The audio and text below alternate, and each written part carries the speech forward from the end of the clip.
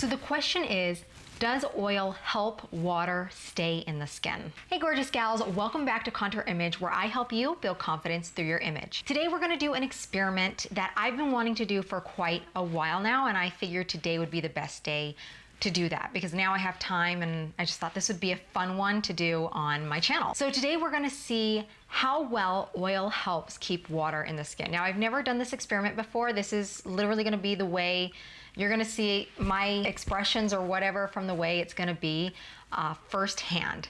So I'm hoping it's gonna turn out the way I'm expecting, but we'll see. The way I'm gonna conduct this experiment is I'm going to take 2 cups, obviously they're the exact same weight and everything, made out of the same material, and we're going to fill up the cups up to the exact same line with the exact same measurements and everything. I'm gonna write on them to make sure that we know how much water has gone down. And on 1 cup, I'm going to put oil on the top just to see how well that the water or that the oil helps keep the water in the cup from evaporating faster than the one that does not have oil on it. And then I'm gonna put them in a dehydrator. That's so that we can speed up the process much quicker. I don't know how long it's gonna take, but of course I'm gonna chop it up in little sections so that we can see it in a reasonable amount of time for a video. All right, with that said, let's get started. Okay, so you can see that I have put each cup down. I just kind of measured to say that it is exactly the same. And then I just measured each cup with water exactly to the exact same amount. And then I just kind of remeasured it because I just wanted to show that it was the exact same amount on each cup. And then I drew a line on each one to just show where it is so we can see visually how far the water line goes down. And then I added a great amount of oil on top of the first cup there. Okay, so this is the dehydrator I'm going to use. So what I'm going to do is I'm actually going to open this up and I'm going to place them in here.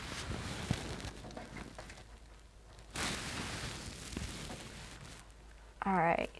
So they're both in there. So the idea is to make it so that we can dehydrate it so that we can see the water level going down. And we'll see if the oil will keep more water in the cup a little longer.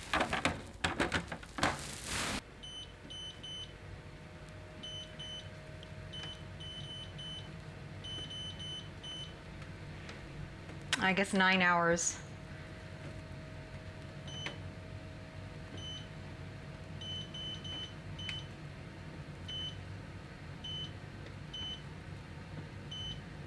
All right, 158 is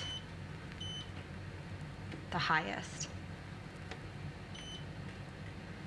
All right, let's see if it gets that to kind of stop. It's actually been raining today. All that thunder, hear it?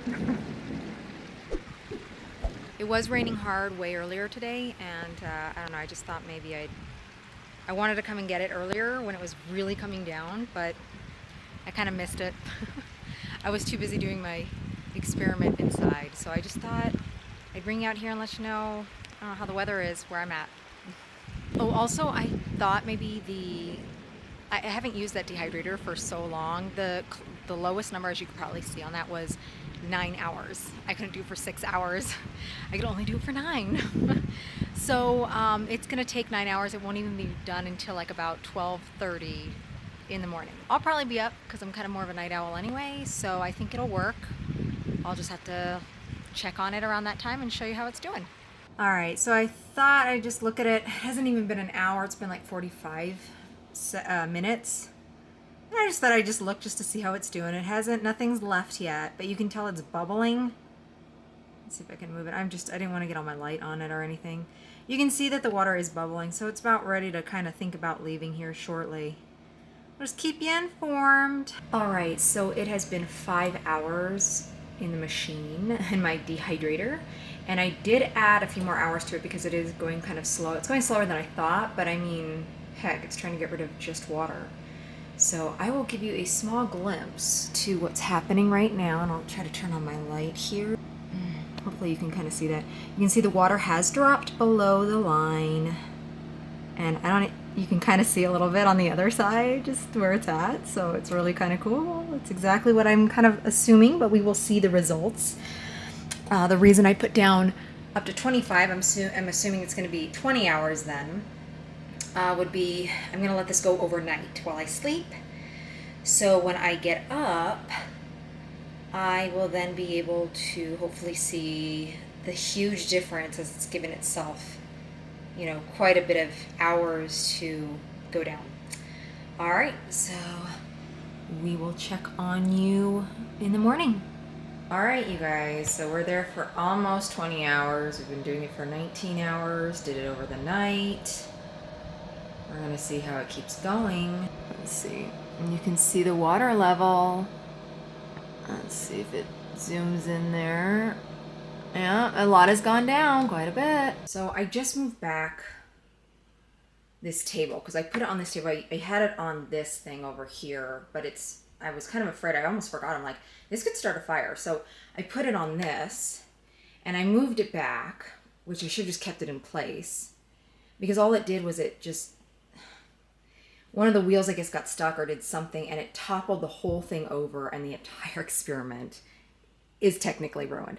I have oil, and I've just cleaned up most of it here on that towel right there. I have oil in my drawer that I have to now clean up. It also set off the fire alarm. Nothing caught on fire, but I just have to clean this up and we're gonna have to start over. All right, you guys. So as I'm doing this experiment, which was really coming along really nicely, like really nicely, I was really surprised and excited about the outcome of what I was seeing already. I'm still planning on doing the experiment. We're gonna figure it out, but I just gotta let you know what the story is behind what's going on right now. So as the experiment has been going on, you saw it had been going for like about 18, almost like 19 hours. Going really well, did it overnight. Just thought I'd maybe do it for 24 hours, and we'll see what happens within, a whole day kind of thing. And everything was going fine. I did, however, I don't remember if I mentioned it earlier, but I originally had my dehydrator on a little fabric like stool thing. And I kind of thought, oh my goodness, that's probably not the best place to put it because it might catch on fire. Fortunately, it didn't. It hadn't anything. But I didn't want to risk it now that I realized that could potentially happen. So I pulled out my desk drawer.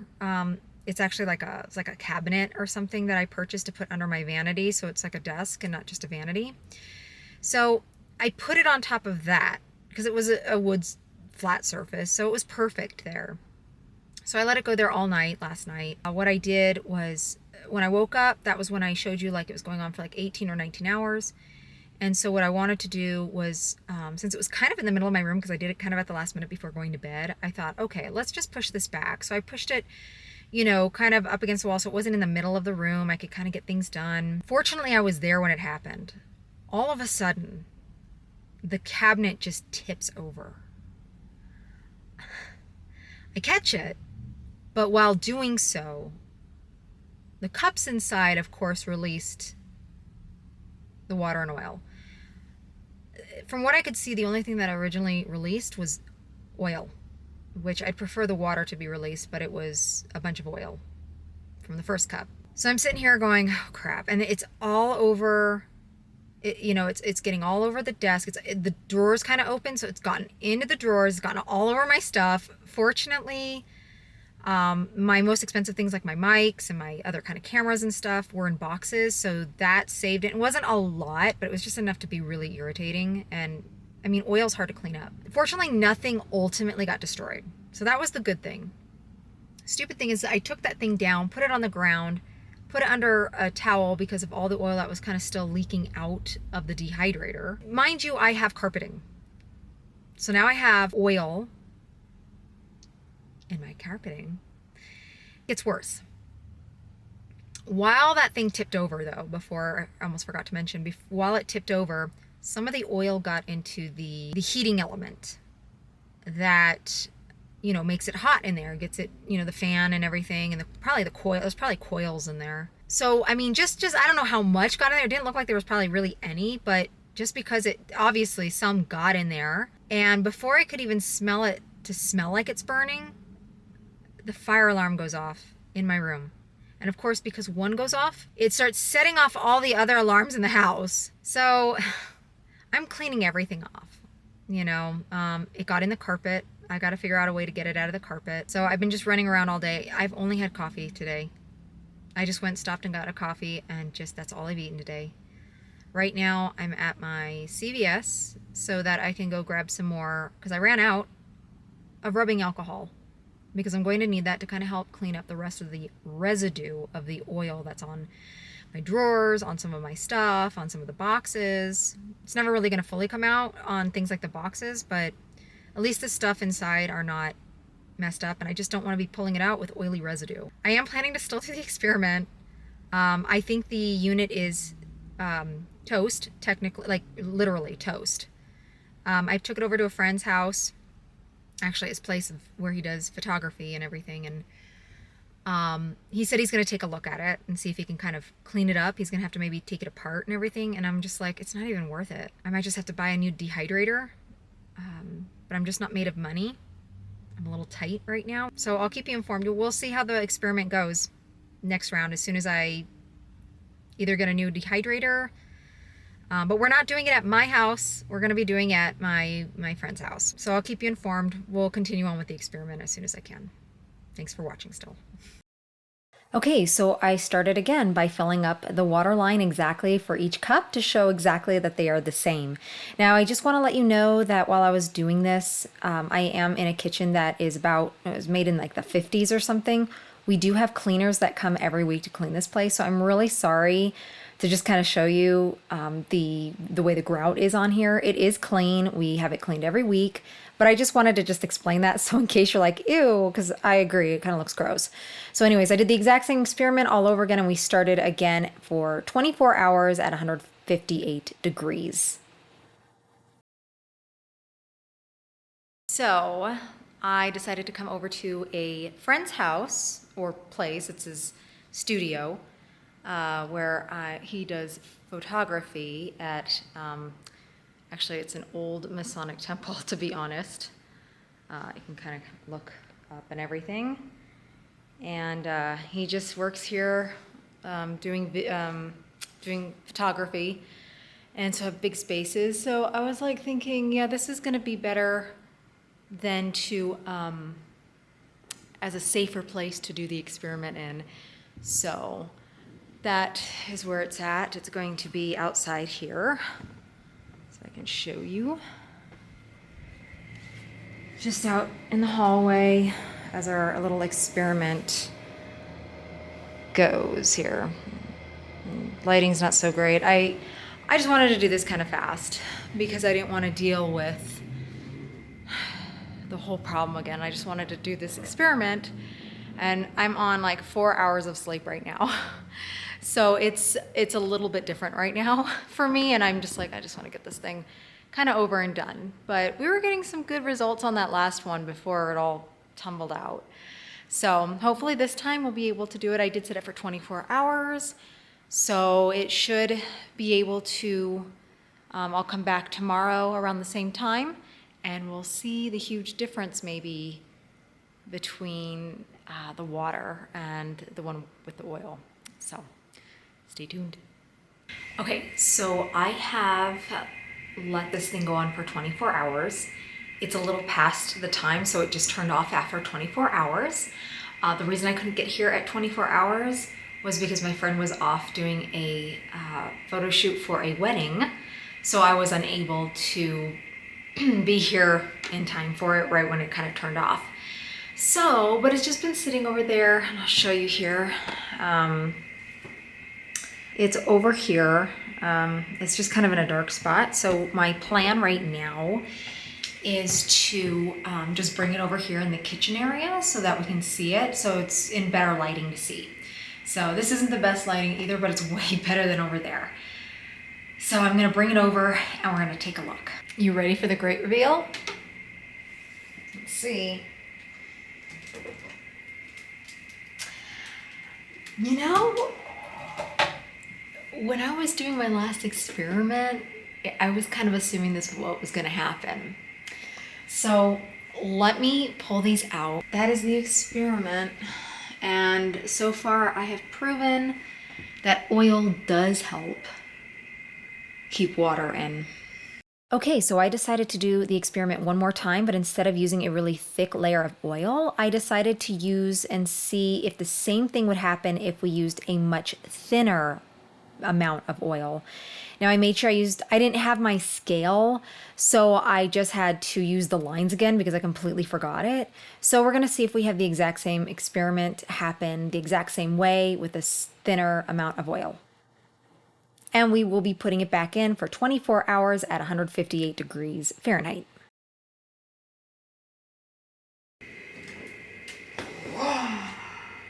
Oh, I'm gonna bring them out so that you can see. You guys, you can see that this has been 24 hours with 158 degrees, and just like the last one, and this one had a whole lot thinner of oil, and the water level went down just a smidge in 24 hours, just a smidge. The line is actually like in the middle of where the oil is. So it just dropped just a little bit, like this much. That's it. That's all the water line has really dropped. As you can see, this one went down just like the other experiment. And so I think this is really interesting. I really thought that this one would drop maybe a little bit more, but still not as much as this one. But I was wrong, and my hypothesis of oil protecting water is very accurate. Now, as you noticed that at the beginning of this video, my hypothesis was to show how oil helps keep water, basically in this sense, in the cup. But the whole idea is to kind of show you how the oil helps keep moisture locked into the skin. So again, just to recap throughout this entire video, what we did was I put in 2 cups that were exactly measured the exact same amount of water in them. I marked them to show where it was at one point to how far it dropped and how far it didn't drop into my dehydrator for 24 hours at 158 degrees. Now I did that for 2 experiments. I did that one using a thick amount of oil on the top, and then just to see what would happen if it was a thinner bit of oil. And both experiments showed, regardless if it was a thick oil or a thinner oil on top of the water, how much that water was kept in the cup. Now we did see a little bit of a difference between the thicker layer versus the thinner layer. However, it really wasn't that much of a difference.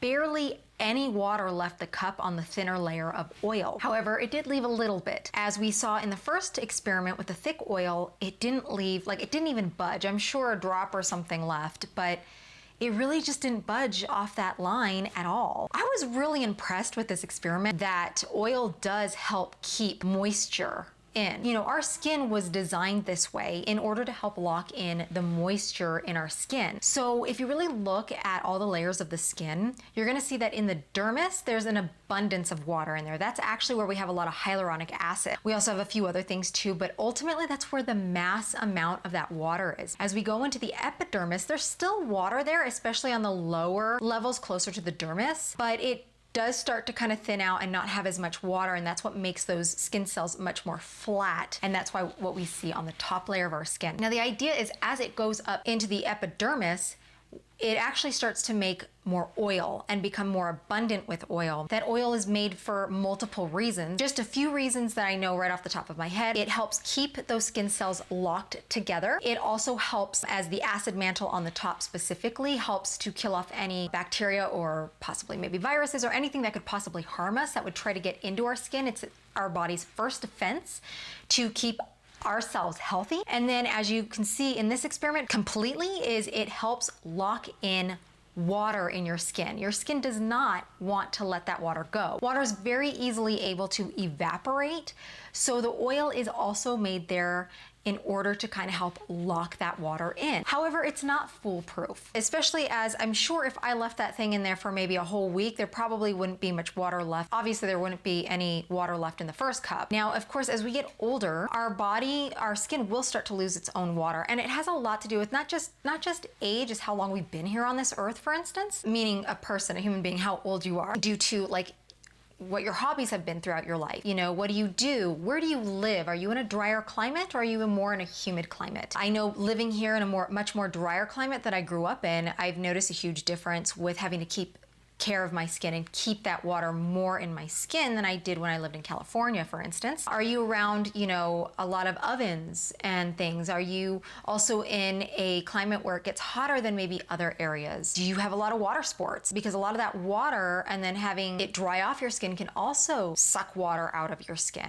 You know, there's a lot of variables as to why your skin would become dry and why that oil there may not be foolproof. Now, this also explains a lot about skin types, for example. So skin type is going to make a huge difference how well the oil on your skin will help lock in that water. For example, someone with oily skin type will be able to actually lock in a lot more water on their skin. However, one of the largest reasons why oily skin type people tend to have a drier effect is because they usually use a lot of products that end up drying out their skin and sucking out that water in their skin, and their skin is still trying to cooperate and recover from that it keeps producing even more oil because it's off balance. Now, with someone with dry skin type, that's a complete opposite. They don't make oil in their skin at all. They have a damaged barrier. They have really no protection at all, and they have huge, like much more effect that they're going to lose that water in their skin so much more and so much faster. So really their initial idea in there is to protect their skin and to start really using a lot more, I want to say almost heavier products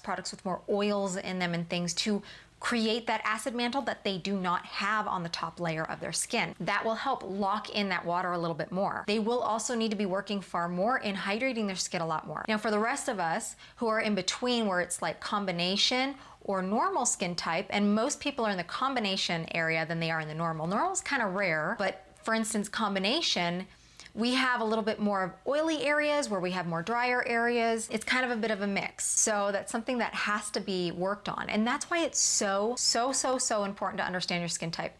Because the idea is obviously most people's skin is off balanced one way or another. And we need to know how to balance it by using proper skincare regimen and skincare products. And we have to make sure that we know the right skincare products right for our skin type. That's why it is so vitally important to understand it's really this oil and water ratio that we're trying to balance out in our skin. So in case if you're wondering how to properly take care of your skin, and I don't know if you may not know your skin type, maybe you do know your skin type, but maybe you're unsure, I invite you to take a skin type quiz that I will put at the bottom of the description here for you to click on and take so that you can kind of have a better understanding and idea of your skin type. You'll also get a free PDF with that information on your skin type with the kind of products that you will want to be using and also a proper skincare regimen that'll show you exactly in order how you should be using these products. So with that said, thank you so much for joining me here at Contour Image, and remember to stay beautiful for life.